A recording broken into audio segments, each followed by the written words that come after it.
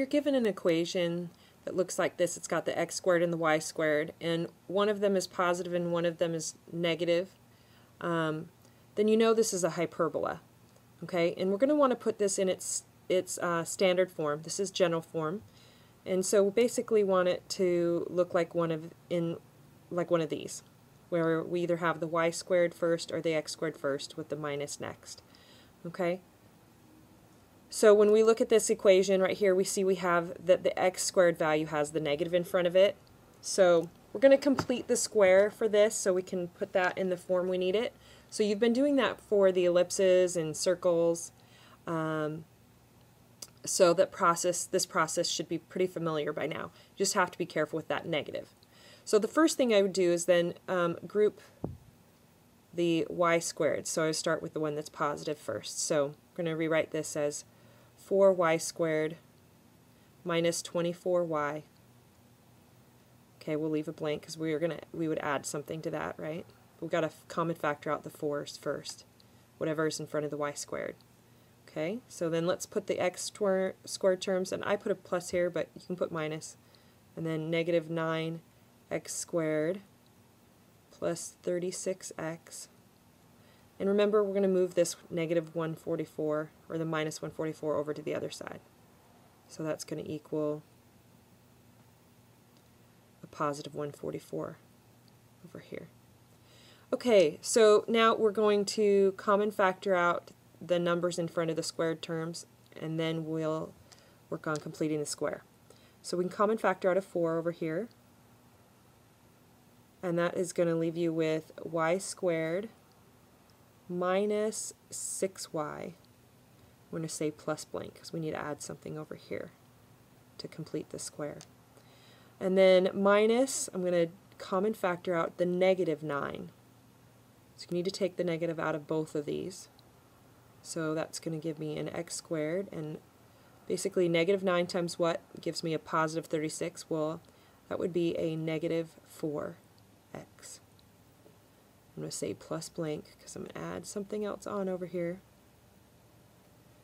and that equals 144. And then I'm just going to say plus blank here because whatever I added over into here, I need to add it into the other side to keep both sides of the equation equal. Okay, I can't just add something to the other side; it would change it would no longer be equal. So I need to do the same thing to the other side. Okay, so now we're going to complete the square for both of these. So you always take the middle number. Remember, we divide it in half. We take that result and we square it, and that's what goes here. Okay, so this is going to be a 9. Now remember, I'm not adding a 9, I'm adding in 4 times 9. 4 times 9 into the left side. So I need to add 4 times 9 into the right side of the equal sign as well, of the equation. Okay, so now we do the same thing over here. We take the middle term, negative 4, we divide it in half. Okay, we take that result and we square it, and that is what goes here. And that is 4. Now again, what we didn't add in 4, we added a negative 9 times 4 into the equation, so we need to add a negative 9 times 4 over to the right side of the equation as well. Okay, so now that we've completed the square, we're going to factor these, write these as complete squares. So when you go to factor those, it's going to give you y minus 3, quantity squared. Remember, it always ends up being this number right here. Minus 9 times the quantity of x minus 2 squared. And let's see, 144 plus 36 plus a negative 36 is going to give me 144.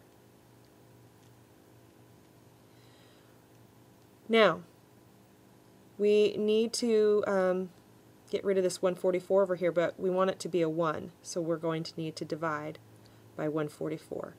We also have to divide everything on the left side by 144, and which means we're going to then distribute 144 to each of these terms.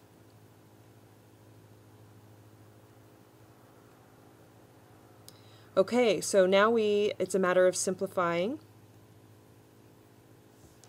So I can, let's see, divide 4 and 144. Both of those are divisible by 4. And that is going to give me a 36. So this gives me y minus 3 squared over 36.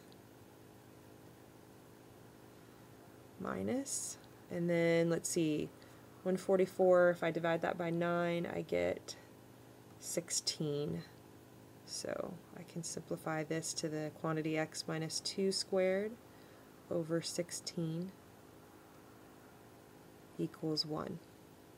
And now this equation is in standard form, and you can see this is a y squared graph.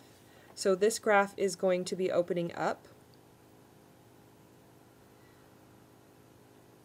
Okay, so you're going to go from the center, the x coordinate is over here, is 2.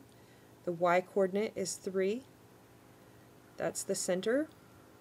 And then here this a value is 6, and a is under the y value. So I'm going to be going up or down 6 units from the y coordinate of my center. And then your b value, since b squared is 16, b is 4. So I go right and left with b in this case because it goes along with the x values, so you go in the x direction. Okay, so, and then you just graph that. So we have a center, hit the hyperbola button, we go out to the center, which was 2, 3. And then remember it opens up and down, so we want to place the y vertice first. And so we're going to go up 6 units. And so it's going to be at 9. Place that point. And then from the center we're going out 4 units. So it's going to be at 6. Place that point there. And here is your hyperbola.